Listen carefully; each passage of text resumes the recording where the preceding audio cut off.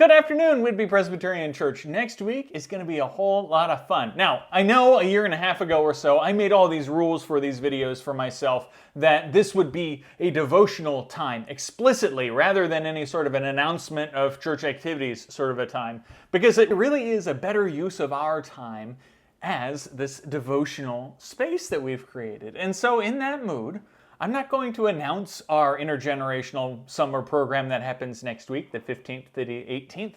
I'm just going to invite you into a time of prayer for and reflection upon our intergenerational summer program that happens next week, August 15th to the 18th, 5 to 7:30, class opportunities for all ages, dinner included. Sign up online or in a link in the description.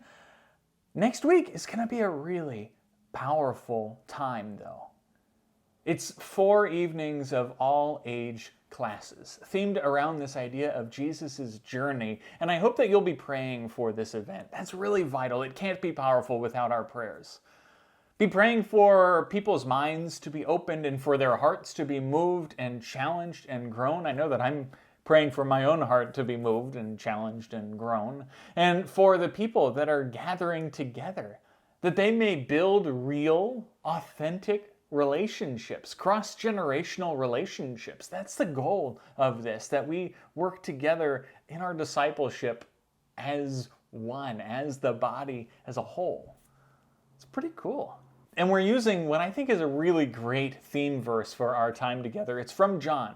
Jesus is talking to his disciples. He's saying goodbye to them before he gets arrested. And he says, "And if I go and prepare a place for you, I will come again and will take you to myself, so that where I am, there you may be also."